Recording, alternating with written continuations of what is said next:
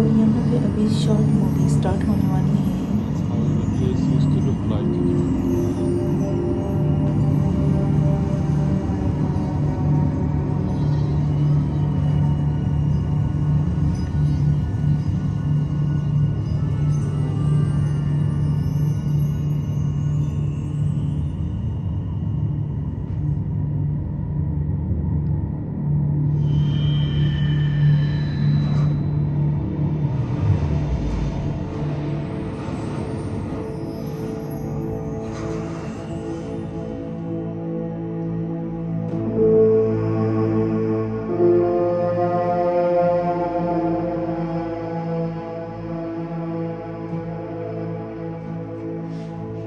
I have come back to Herodium, to this theater, again in the service of the king. But this time I was called not to build, but to demolish. King Herod, I did such amazing projects for him. And this theater was my work as well. But it's doomed now. The king has decided to alter Herodium altogether and transform the whole mountain into his mausoleum. Can you hear them? Those are the workers about to begin the demolition. Oh, what a pity. So few people had time to admire the artwork that decorates these walls. I remember well the exact moment when Herod gave the order to create them. He returned from one of his journeys with news. In just a few months, Marcus Agrippa, the emperor's second in command, will come on a royal visit, and he will be hosted here too, in Herodium. The palace was in a state of frenzied anticipation. The king gave orders to prepare for the visit by meeting the standards that Agrippa was accustomed to in Rome. The finest wine, preserved apples from Italy, fish sauce from Spain. But the most important task of all was the redecoration of the theater's royal hall. The king has his own reasons.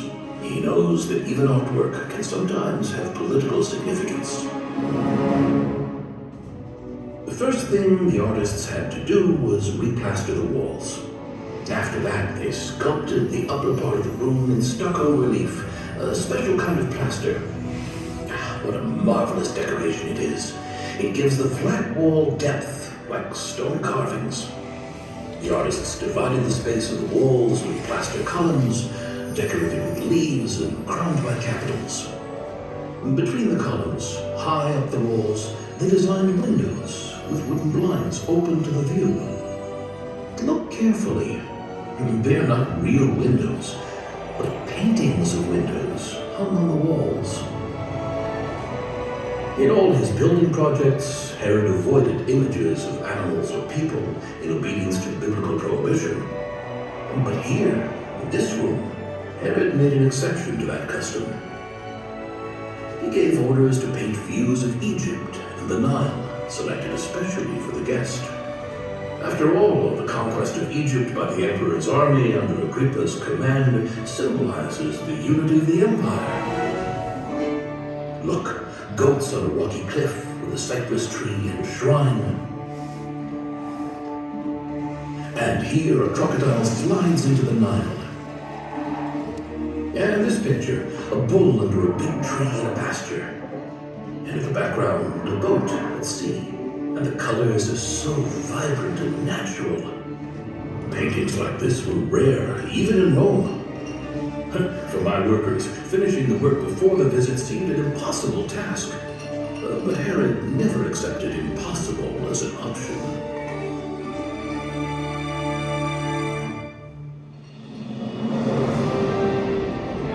Behold, the big moment has arrived. Marcus Agrippa, the emperor's second in command, has entered the harbor of Caesarea.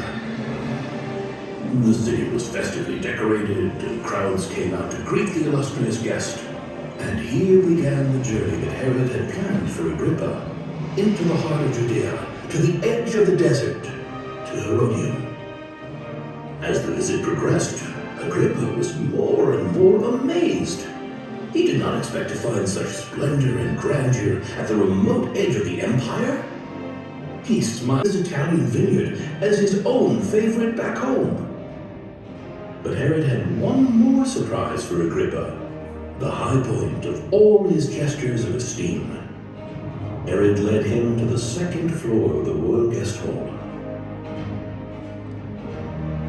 Agrippa was deeply moved as he stood in front of a painting of a naval battle.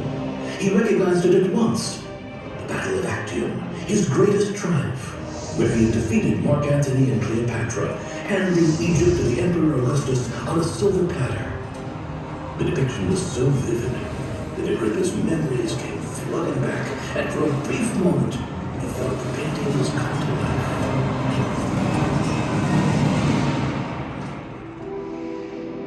Oh, King Herod, he knew how to please those he needed to, but also to arouse fear.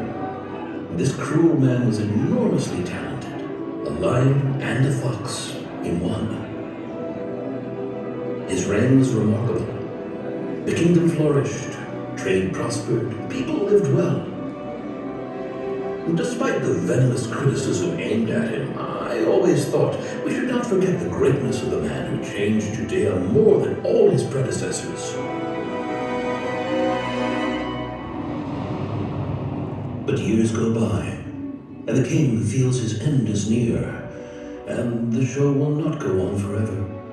So he has brought us here, again, to this very room, but this time to demolish it, to cover it with earth, and turn the entire mountain into the eternal mausoleum of Herod, king of Judea. The royal hall has now become the sleeping quarters of the demolition crew. In the last days of the field, my end is near. This will apparently be my last assignment. But before I leave this world, I would like to learn one thing. Is it true that everything is destined to disappear with time? In 2,000 years from now, will anyone still know who Herod, king of Judea, was? Who knows?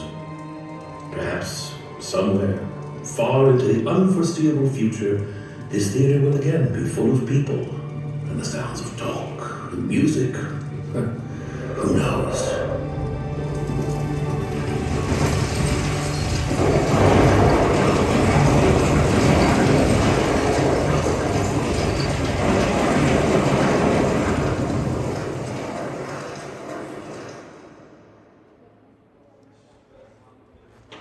Okay guys, so finally हमने हेरोडियम palace की animation movie देख ली है।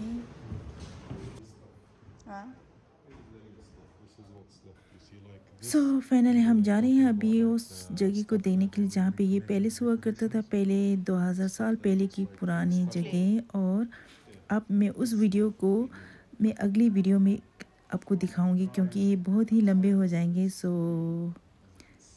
Keep watching.